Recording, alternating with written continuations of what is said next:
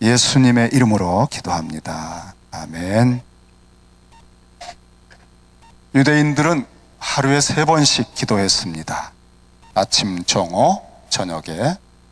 그리고 그들은 많은 기도문을 암송을 하고 또 외우면서 기도를 했습니다. 회당은 기도의 집이라고 불리웠습니다.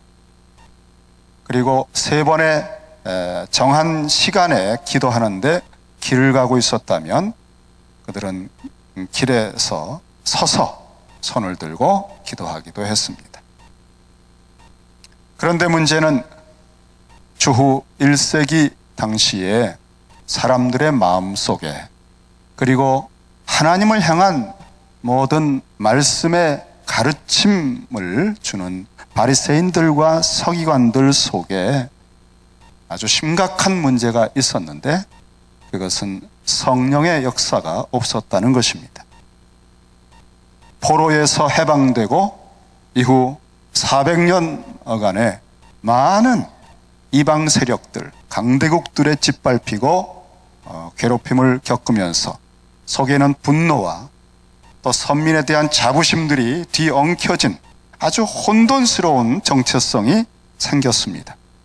그래서 똘똘 피해의식으로 뭉치고 민족주의가 강해지고, 그들이 가진 성경을 볼 때에 자기들을 위로하는 말씀들만 뽑아서 강력한 메시아가 오면 다 세상 뒤집을 거야, 우리 이런 꼴 안 당할 거야 하는 그런 좀 상처 많은 사람들의 태도가 그 당시의 사람들의 모습입니다.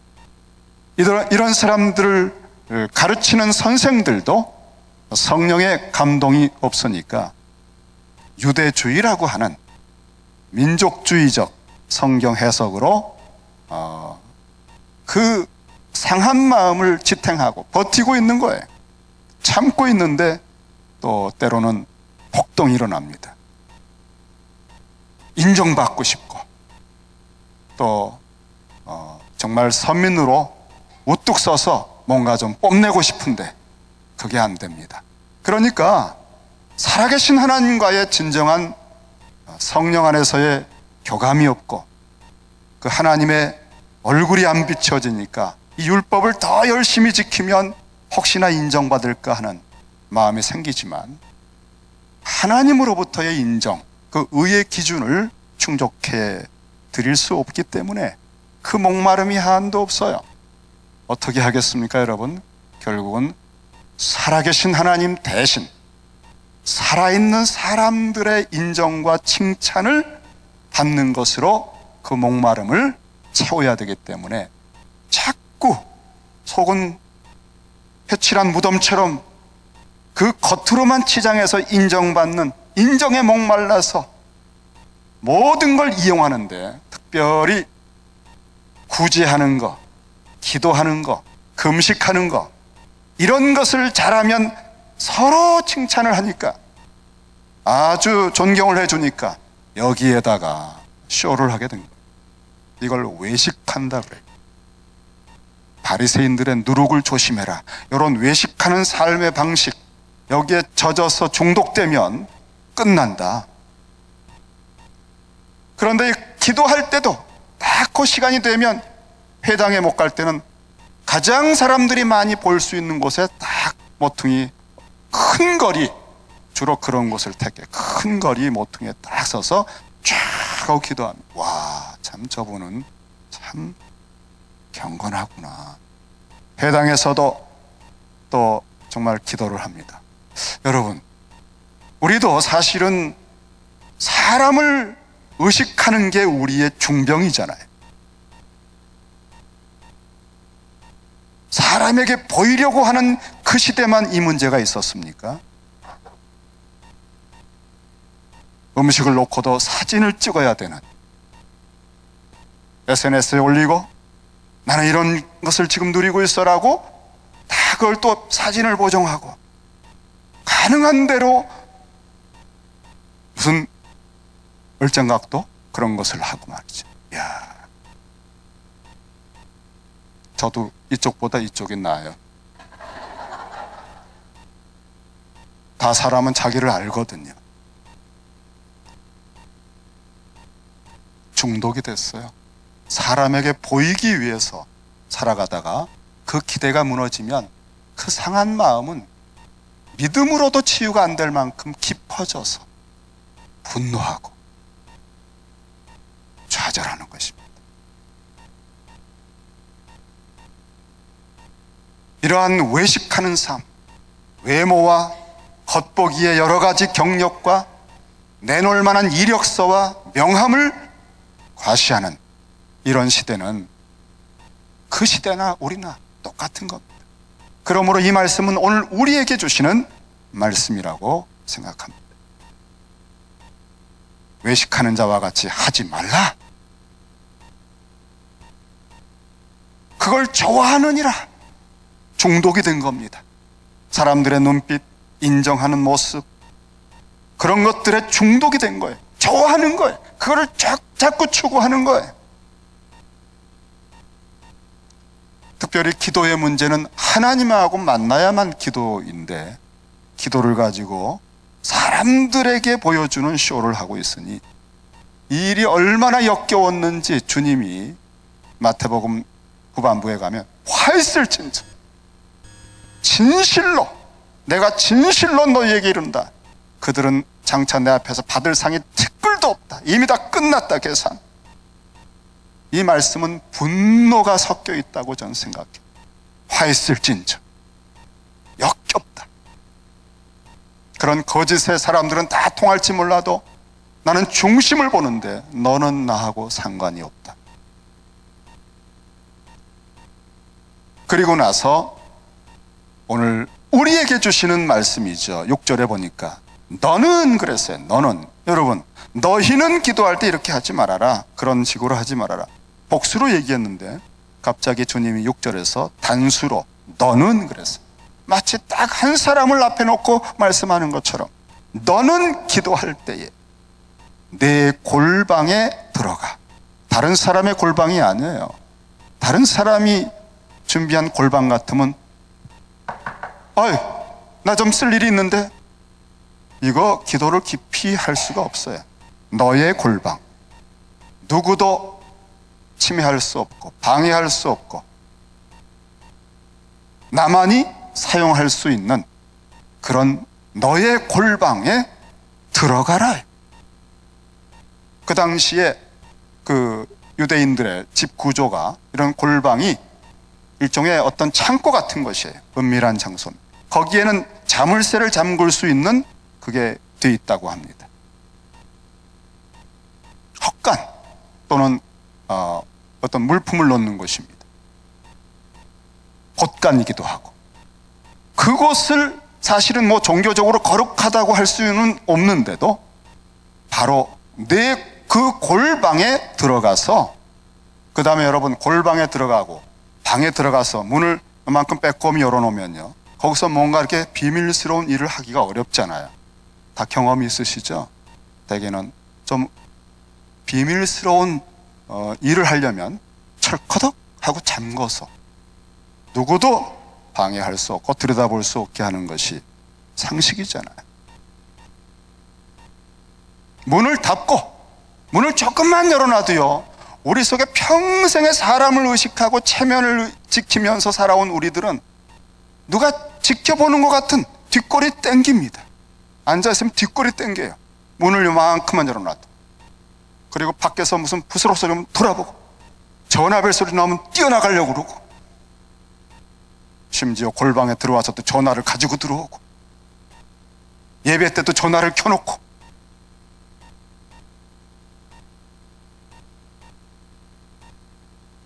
우리는 이 진정한 문을 닫는 거를 배워야 되겠습니다. 문을 닫아야만 사람의 시선과 사람의 평가와 사람이 의식하는 것을 내 속에서 반응하는 그 요소가 절제가 돼요. 그리고 그것이 절제가 되어야만, 비로소 포기해야만 하나님만을 바라본다는 그 작은 불꽃이 그나마 조금씩 재생되고 하나님 앞에서 그것이 다시 살아나려고 하는 동기부여가 되고 하나님만 보고 계시다고 하는 그 공간이기 때문에 그나마 진실의 조그마한 룸들이 회복되는 것입니다. 그래서 너의 골방에 들어가 문을 닫고, 굉장히 중요한 표현이에요. 이런 골방 체험을 우리는 해야 돼요. 현대인들은 너무나 애굽 같은 이 시대의 정신 세계관에 중독되어 있기 때문에 그 누구도 보지 않는 이런 골방 속에 들어가는 훈련을 해야만 합니다. 이스라엘 민족도 노예살이, 눈치 보고 먹고 살아야 되는 아주 비굴한 그러한 삶이 몸에 쩌절하게 절어있는 그러한 삶에서 하나님을 깊이 바라볼 여유도 없고, 먼 산 바라보고 주님 생각하다 채찍 맞고, 늘 사람들의 소리와 그들의 억양을 귀 기울이면서 살아가는, 예배를 잃어버리고 하나님의 임재의 감각을 잃어버린 그들을 엑소도스 시켰을 때 출애굽을 했는데도 다시 바로가 군대를 동원해서 추적을 합니다, 여러분. 그러니까 두려워 떨고 또 노예 근성이 막 나옵니다. 어찌할꼬, 하나님 원망하고 괜히 믿었다. 그럴 때 홍해가 열리면서 건너오고, 그 따라오던 애굽 군대를 홍해가 닫혀서 다 쓸어버렸어요. 그리고 아무도, 애굽은 더 이상 나를 어찌할 수 없는 그 광야로, 민족의 골방으로 들어갔을 때 그 홍해가 쫙 닫히면서 애굽 군대가 더 이상 들어올 수 없고 그들의 너는 내 노예라고 하는 시선이 차단될 순간에 이것이 바로 골방에 들어가서 문을 철컥 잠근 거예요. 그 민족의 골방의 광야에 들어와야만 일의 노예에서 자유롭게 되고 사람의 시선에서 자유롭게 되고 모든 고대 근동의 세계관의 유혹에서 자유로워 그 빈들과 광야에서 하나님만을 바라보는 그 성막을 중심에 두고 하나님만 초점으로 바라보고 또 바라보고 그 하나님의 깊은 지성소까지를 드나들면서 노예 근성이 씻겨지고 또 속죄하고 씻겨지고 점점 왕같은 제사장의 정체성이 부쩍부쩍 자라가게 돼서 40년 후에는 이 골방 훈련을 통해서 왕같은 제사장으로 막강한 하나님의 자녀들로 새로운 시대를 열어가는 복된 통로가 되었던 것입니다. 이 골방의 훈련을 거쳐 나오지 않은 사람은 항상 사람을 의식하고 체면이 중요하고 사람 보는 앞에서는 뭐 빈틈없고, 그런데 사람만 보지 않으면 하나님 앞에 서는 것이 훈련이 안 돼 있기 때문에 자기의 욕심에 끌려서 이상한 짓들을 하게 되는 것입니다. 사실 골방은 우리가 하나님을 향해 나아갈 수 있는 가장 좋은 기회이지만 우리 속에 이 훈련이 안 된 사람들은 골방은 위기입니다. 사람이 보지 않으면 말로 표현할 수 없는 짓들을 우리는 하게 되는 거예요. 그리스도인들에게 이 시대에서 이 골방에 대한 주님의 가르침이 확실하게 정리가 안 되면 우리는 소망이 없어요. 겉으로는 괜찮은데 속으로는 계속 문제가 생겨요. 언젠가 폭로가 되고 비차간에 괴로운 겁니다.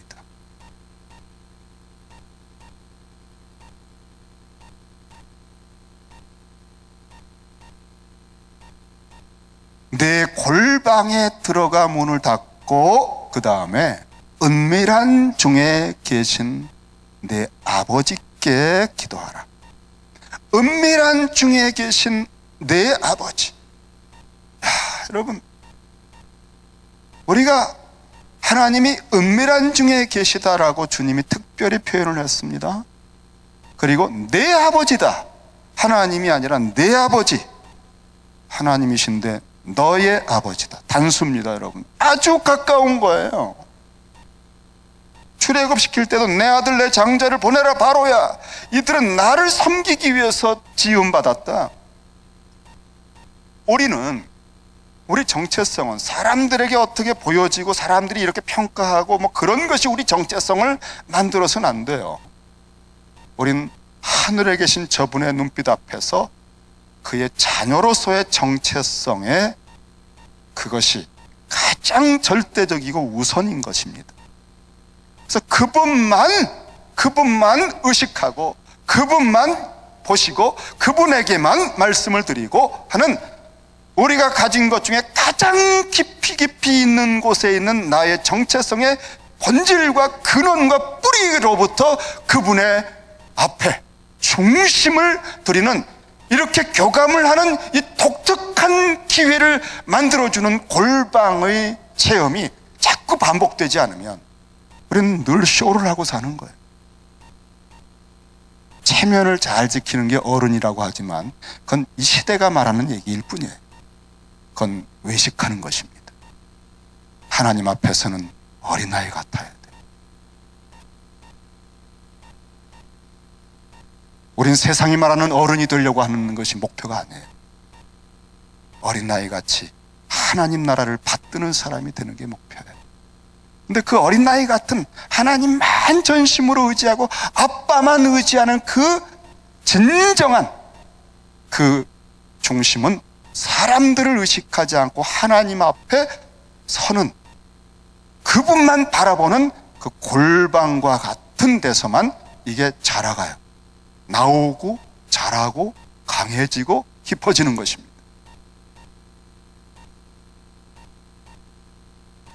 은밀한 중에 계신 내 아버지, 이 말씀은 그 은밀한 장소 안에 계신 너의 아버지, 그 은밀한 장소 안에 계신 너의 아버지. 여러분, 하나님은요 무소부재하다, 어느 곳에나 계셔요.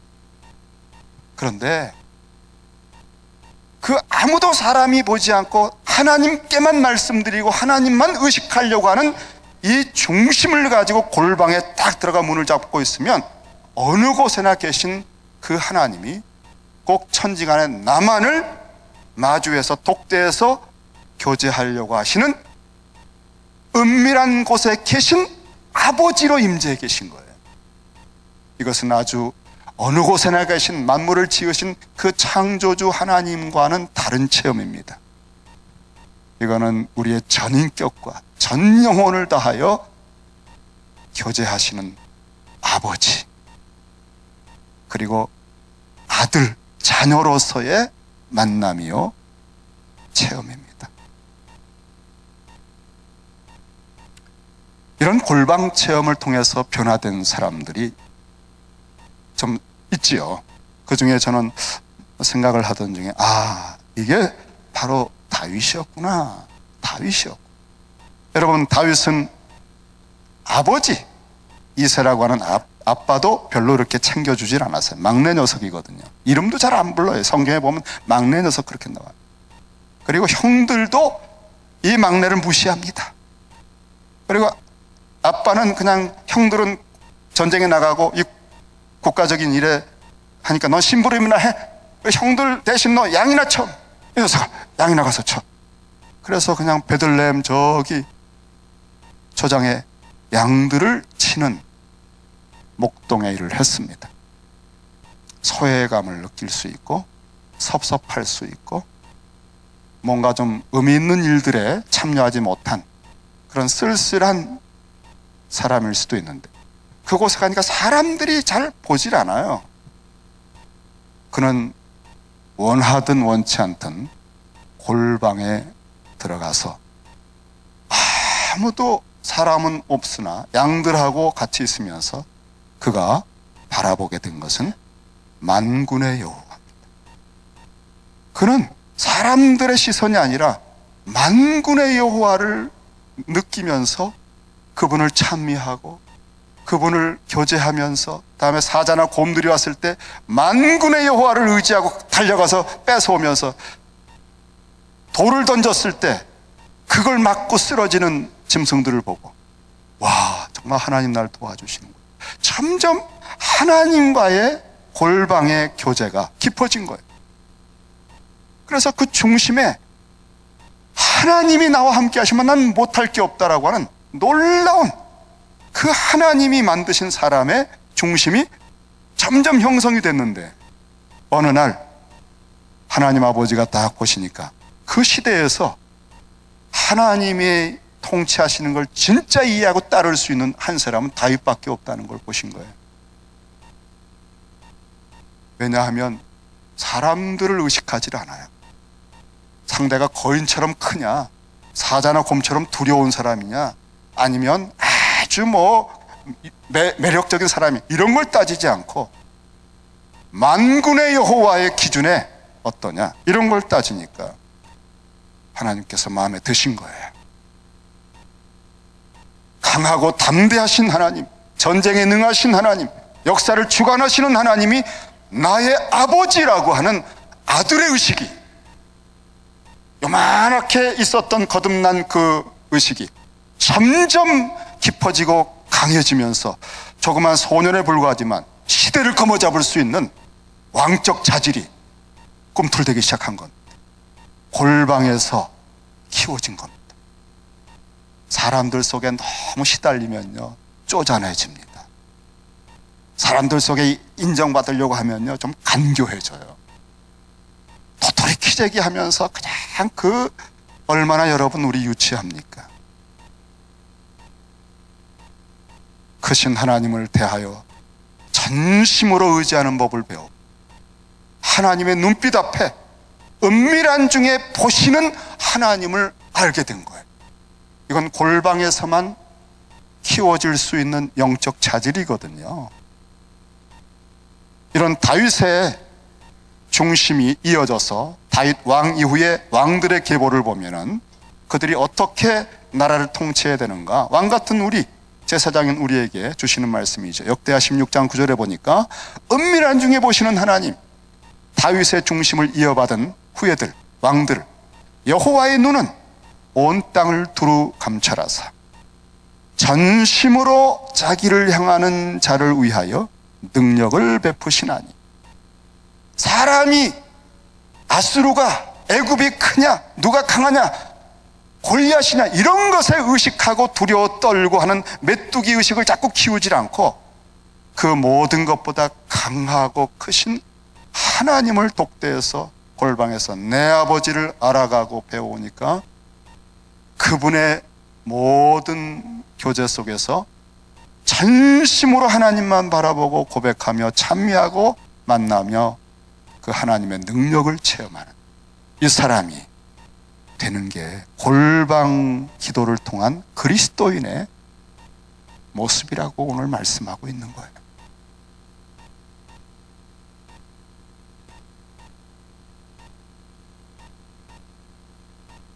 골방에 들어갔을 때 우리는 우리 속에 욕심도 있어요. 아직 다듬어지지 않는, 세상에서 이미 들어와서 있는 것들, 예수님을 알기 전에 이미 들어와서 우리처럼 우리를 장악하려고 했던, 마치 가나안 땅을 정복했지만 남아있는 그 이방의 족속들처럼 우린 예수를 믿어서 거듭났을지라도 우리 속에는 옛 흔적들이 계속, 그래서 그게 마치 나와 같이, 옛날엔 나였거든요. 야, 나는 못해, 나는 할 수가 없잖아, 아유 섭섭하네, 야 이건 뭐야, 그런 말들이 꼭 내 말처럼 느껴지는 순간 시험에 드는 거예요. 그거 거짓말이에요. 여러분 아닙니다. 여러분은 이미 거듭났습니다. 하나님의 자녀입니다.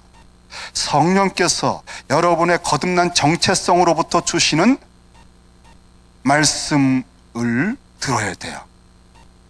옛사람이 여러분 속에서 사단과 충동을 받아서 아이 섭섭하게 나를 뭘로 알고 이러는 거야, 그런 얘기를 듣고 홀싹 주저앉으면 안 됩니다. 사람들이 나를 뭘로 알고, 아니에요. 크신 하나님이 여러분을 형언할 수 없는 존귀한 자로 사랑하고 계셔요. 그 음성을 듣고 너는 내 사랑하는 아들이라, 내가 너를 기뻐하노라, 그 음성 한마디에 나머지가 다 녹아져야 되는데 우린 이 분별력이 없어요. 우리 속에서 나오는 모든 게 내 소리인 줄 알아요. 골방에 들어갔을 때 그런 소리를 내려놓고 내 속에 거듭난 하나님을 독대해서 전심으로 십자가에서 죽었고 부활의 권능으로 살려주신 아버지만을 의지하고 아빠 아버지라 부르짖으며 그 앞에 맡길 때 하나님은 당신의 모든 걸 동원해서 우리를 들으시고 갚아주신다는 겁니다. 그러면서 점점 이 진짜 정체성이, 자녀의 삶이, 그리스도의 형상이 자라가게 되는 겁니다. 그러니까 가장 중요한 것은 골방에 들어갔을 때 내가 하나님의 아들이고 하나님은 나의 아버지라는 것을 아는 것이에요. 하나님이 내 아버지라고 하는 걸 생각해 보세요. 잘 안 느껴질 거예요. 포기하지 마세요. 낙심하지 마세요. 하나님 아버지라고 불러도 친밀하게 느껴지질 않아요. 이게 우리가 살아가고는 현주소입니다, 여러분. 그런데 포기하지 마시고 하나님이 나의 아빠 아버지라는 사실이 우리 속에 작지만 있습니다. 그 거듭난 여러분의 그 영혼에 하나님은 아버지시고 여러분은 그의 자녀라고 하는 자각이 있어요. 그것을 계속해서 키워야 돼요. 키가 자라고 강해지며 지혜가 충족해진 것이 그리스도가 자라가신 모습인데, 하나님의 은혜 속에서 여러분 속에 그리스도의 형상이, 거듭난 아들의 형상, 자녀의 형상이 있습니다. 그걸 키가 자라고 강해지고 영적으로 지혜가 있도록 계속 골방의 아버지의 은혜를 받으며 또 삶에서 키워가야 하는 것입니다. 아버지를 알게 하시는 건 우리 주님밖에 없어요. 도마라고 하는 제자가 예수님에 대해서 오랫동안 배우고 교제했는데도 이런 질문을 했습니다. 주님, 아버지를 보여주십시오. 그때 주님이 뭐라고 하셨죠? 내가 이렇게 오랫동안 너와 함께 있었는데 아버지를 보여달라고 하느냐? 나를 본 자는 아버지를 보았다. 오늘 이렇게 골방에 들어가서 하나님 아버지만 바라보고 기도하는 이것을 해라. 은밀한 중에 계신 아버지가 갚아주신다라고 하는 이 말씀은, 여러분, 성경 공부입니까? 교리입니까? 이것은 예수님, 하나님의 아들이신 예수님의 실제 매일매일의 체험을 가르쳐 주신 거예요. 사람들이요, 얼마나 예수님을 따릅니까? 손만 대면 죽을 병도 살아나고 귀신들이 떠나가고 인생이 변화가 되니까 주님을 얼마나 따라옵니까? 사람들의 필요가 온 천하에 아우성을 치고 있어요. 긍휼히 여기는 것은 끝도 없어요.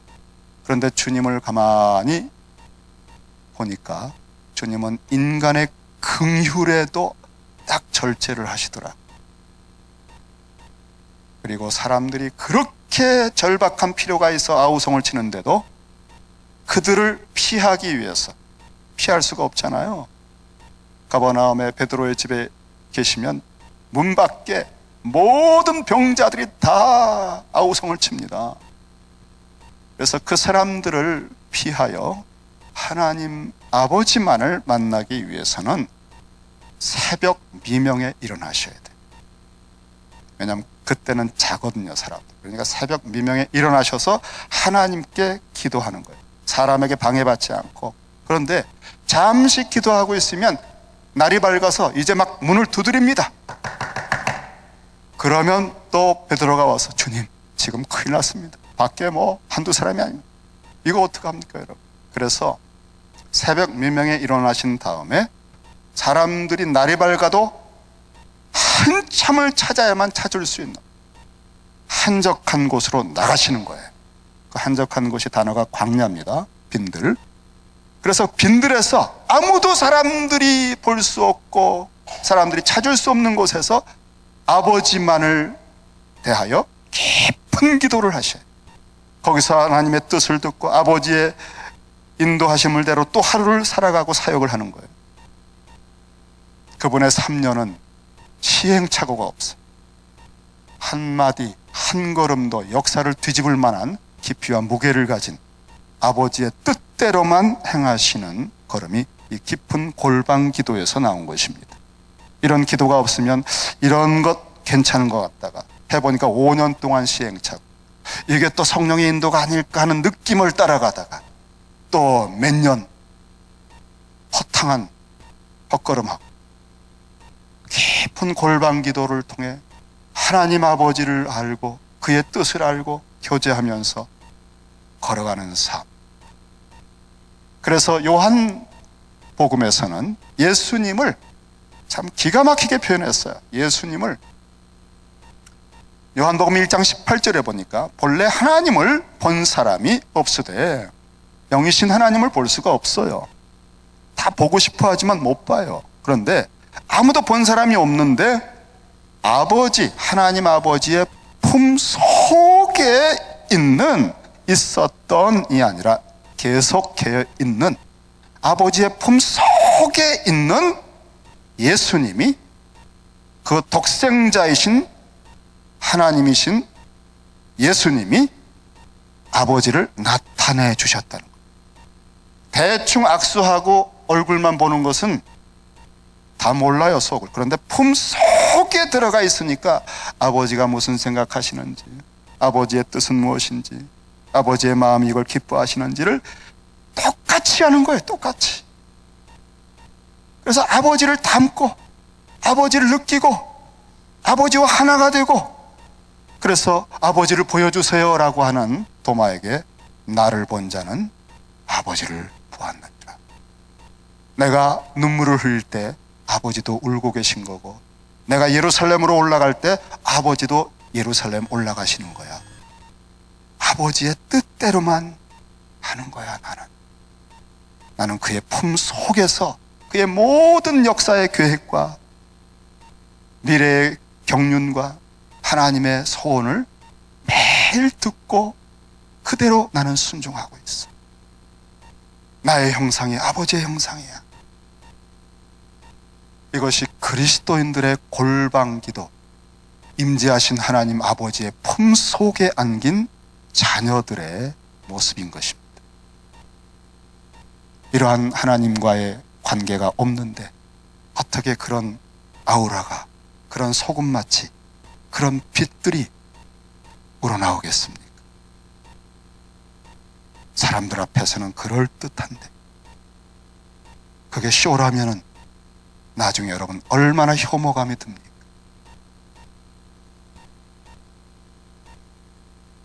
우리가 다시 복음 앞에 서려고 하는 것은 십자가에서 이 거짓된 가면들을 벗고 사람의 눈치를 보고 사람 앞에서 행했던 모든 외식하는 껍질들을 내려놓고 하나님의 눈빛 앞에 정직하게 서서 회복하려고 하는 거예요.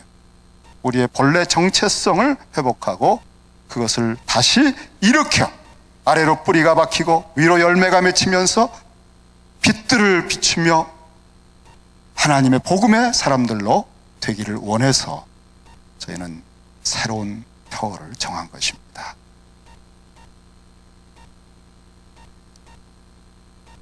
제가 여러분에게 이 연말에 참 이 산상설교를 들으시냐고 얼마나 여러분 힘드셨습니까? 머리에 쥐가 나잖아요. 정말 재밌는 예화를 하면서 그냥 깔깔거리고 웃다가 좀 그 비즈니스하고 세탁소 하시고 그 직장에서 그냥 벨링 인간 사람들을 만나면서 힘들었다가 오셨는데 그래도 좀 재밌는 얘기도 하고 서로 웃고 깔깔거리고 좀 이렇게 하다가 가야 되는데, 목사님 또 아유 평생에 한 번, 두 번 들을까 한다. 어려워. 머리가 아파. 그래서 오늘은 마무리하면서 제가 시를 읽어드리려고 그래요. 시를 읽어드리려고. 마음을 한번 다 이렇게 정화시키고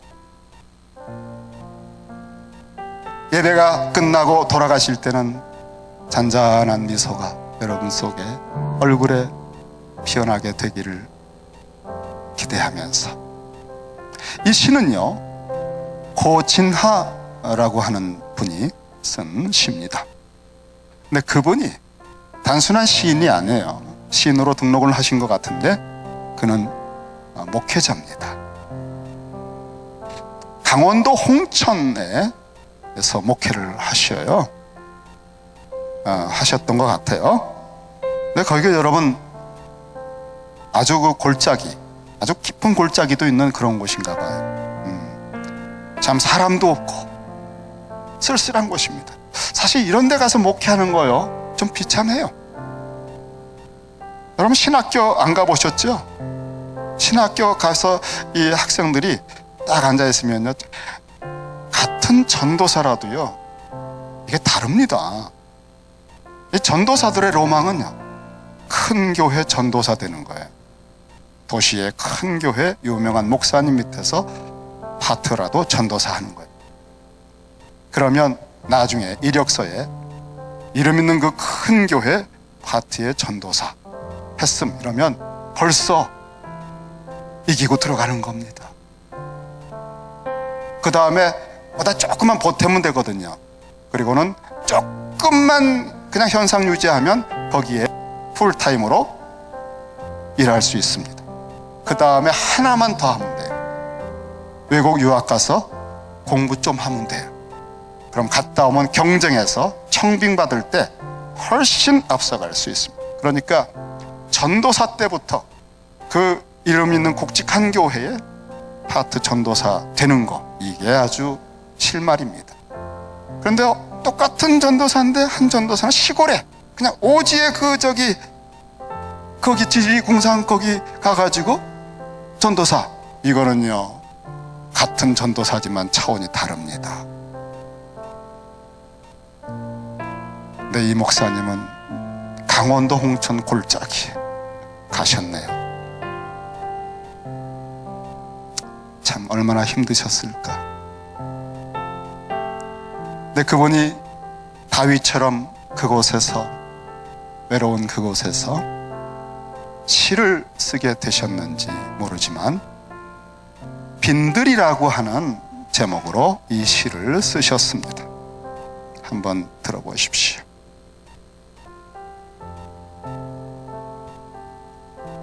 늦가을 바람에 마른 수숫대만 서거기는 빈들입니다. 희망이 없는 빈들입니다. 사람이 없는 빈들입니다. 내일이 없는 빈들입니다. 아니, 그런데 당신은 누구입니까? 아무도 들려하지 않는 빈들, 이 빈들을 가득 채우고 있는 당신은